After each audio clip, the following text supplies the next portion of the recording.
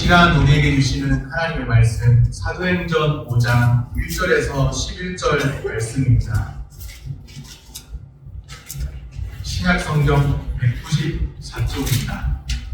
아나니아라 하는 사람이 그 안에 삽비라와 더불어 소유를 팔아 그 값에서 얼마를 감추매 그 안에도 알더라.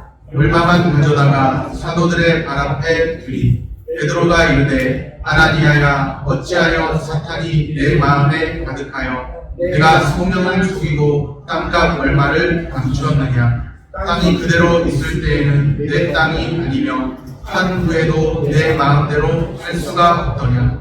어찌하여 이 일을 내 마음에 두었느냐. 사람에게 거짓말한 것이 아니요 하나님께로다. 아나니아가 이 말을 듣고 엎드러져 혼이 떠나니 이 일을 듣는 사람이 다 크게 두려워하더라. 젊은 사람들이 일어나 시신을 싸서 메고 나가 장사하니라. 3시간쯤 지나 그의 아내가 그 일어난 일을 알지 못하고 들어오니 베드로가 이르되 그 땅 한 값이 이것뿐이냐. 내게 말하라 하니 이르되 예 이것뿐이라 하더라. 베드로가 이르되 너희가 어찌 함께 대하여 주의 영을 시험하려 하느냐. 오라 내 남편을 장사하고 오는 사람들의 발이 눈앞에 이르렀으니 또 너를 메어 내가리라 하니 곧 그가 베드로의 발 앞에 엎드러져 혼이 떠나는지라. 젊은 사람들이 들어와 죽은 것을 보고 메어다가 그의 남편 곁에 장사하니 온 교회와 이 일을 듣는 사람들이 다 크게 두려워하니라. 아멘. 샬롬, 주님의 평강이 함께하기를 소원합니다. 초대교회 하면 성령 충만한 분위기죠. 성령의 권능으로 시작된 교회입니다. 이상적 교회, 모델과도 같은 교회가 초대교회입니다. 그래서 많은 사람들이 초대교회로 돌아가죠.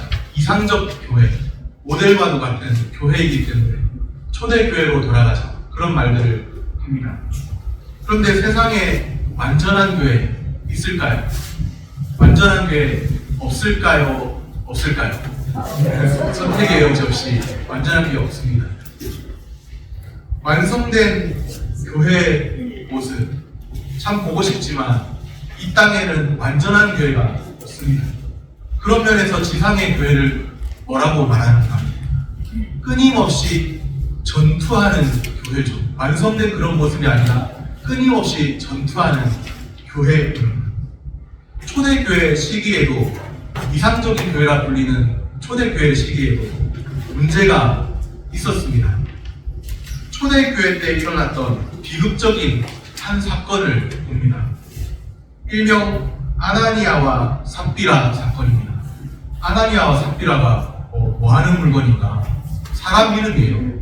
아나니아, 삽비라 부부 이름이죠. 그 아나니아, 삽비라가 어떤 일들을 했는지 비극적인 사건인데 그 사건을 오늘 살펴봅니다. 아나니아, 삽비라는 자신의 소유를 팔아서 생긴 돈을 사도와 교회 앞에 바쳤습니다. 아니, 자신의 소유를 팔아서 생긴 돈을 사도와 교회 앞에 바쳤으니까 참 잘한 일 아닙니까? 바친 것까지는 좋았죠. 그런데 바치면서 거짓을 말합니다. 그들은 일부분의 돈을 자신을 위해 감추어 두었죠. 처음에는 아마 전부를 바치려고 했는지는 모르겠지만 그 중에 땅을 판 값의 일부를 감춘 거예요. 뭔가 좀 아까운 생각이 들었는지. 그러면서 마치 전부를 바치는 양 거짓을 말했습니다. 거짓을 말한 아나니아와 삽비라 부부 어떻게 될까요? 부부가 한날에 죽임을 당하게 됩니다. 이제 어떤 로맨틱한 부분은 우리가 한날 한시에 같이 죽자. 그런 말을 하더라고요. 드라마나 어떻게 보면. 그런데 이렇게 아나니아 삽비라처럼 한날에 같이 죽는 경우는 참 비극적인 경우입니다. 아나니아와 삽비라 사건을 살펴보기에 앞서서 우리가 확인해야 할 내용이 있는데요.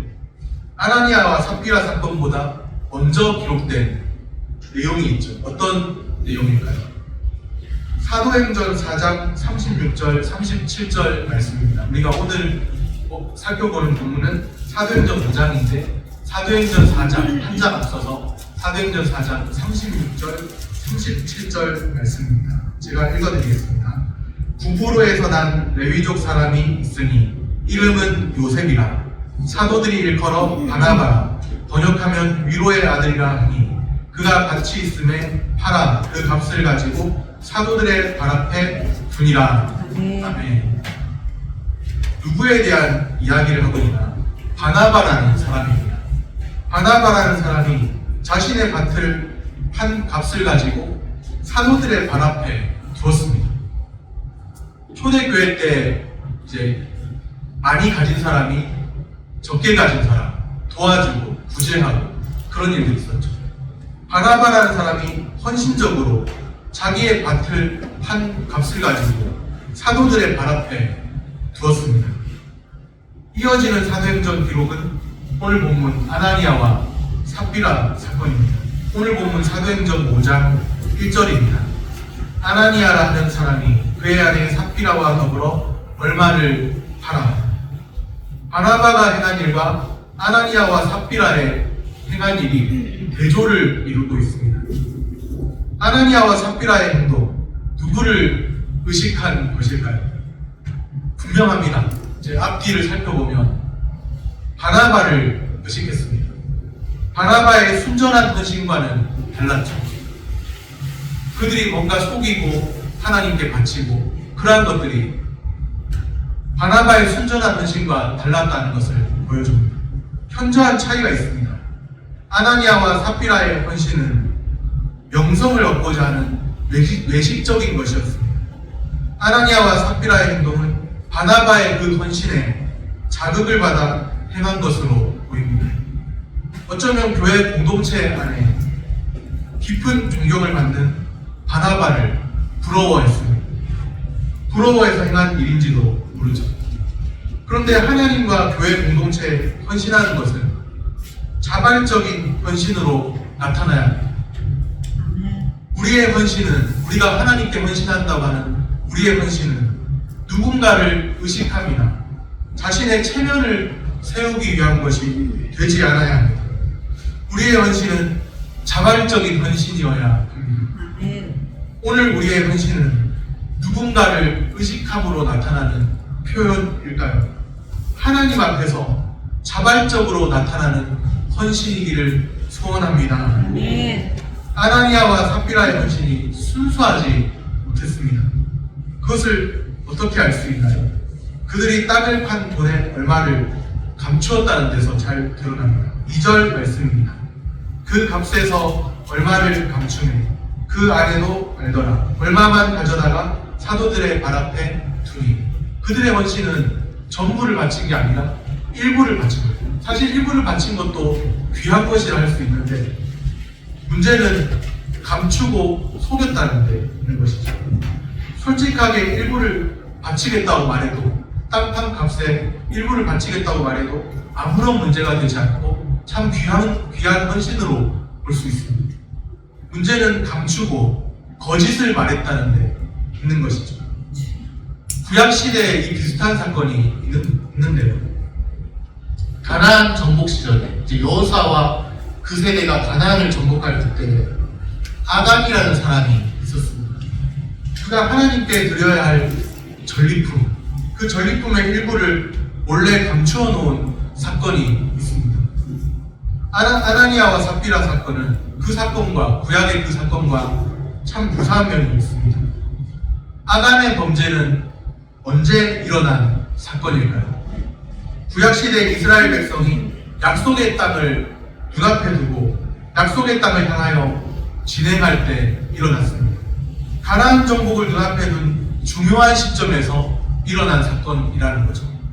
가나안을 이제 곧 있으면 정복해야 되는데 하나님 앞에 속이는 일들이 일어났던 것이죠.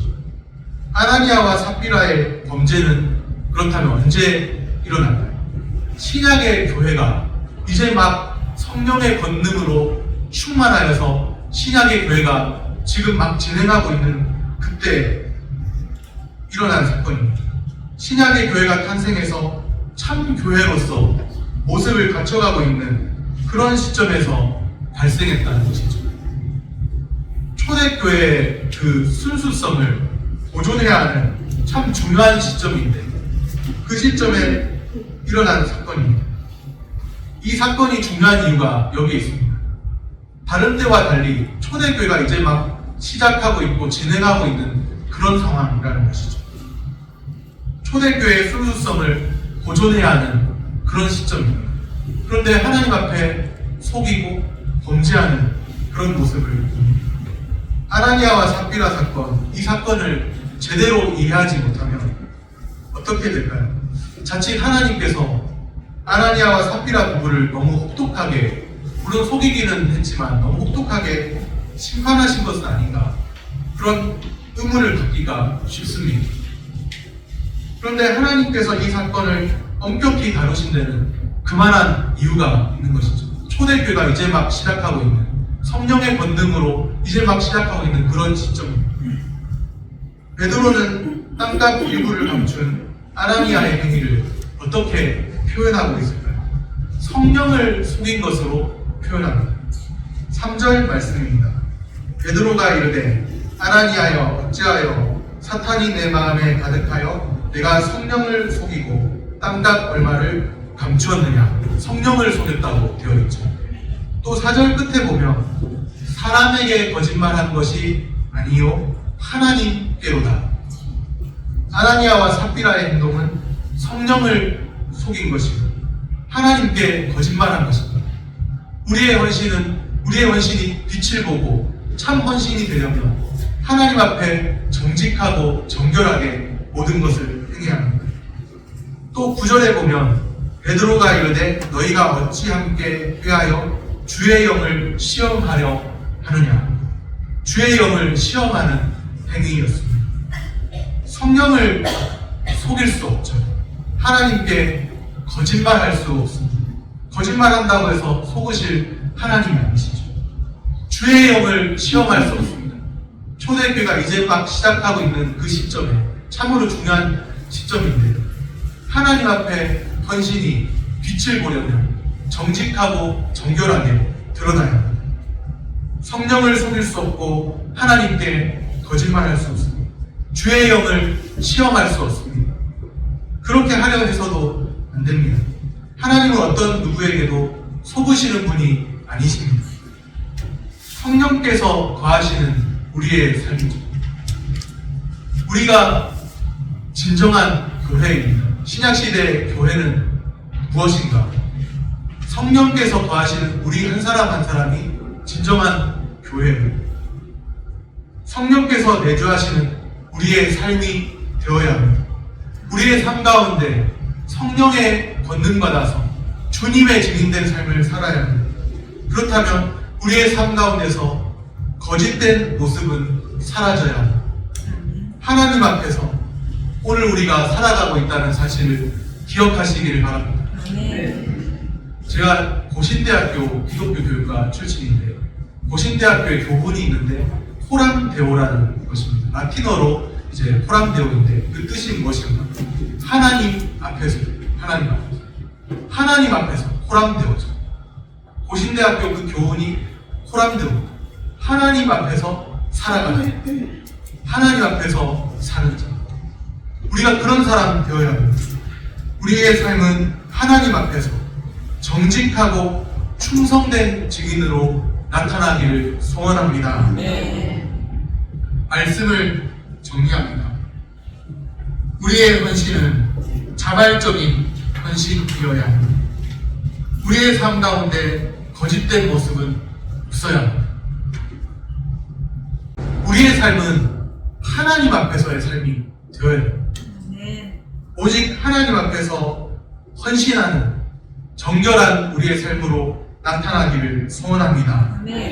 자발적인 헌신과 정직하고 충성된 삶으로 성령의 권능받아서 주님의 증인된 삶으로 건강한 교회를 함께 세워가기를 축복합니다. 기도하겠습니다.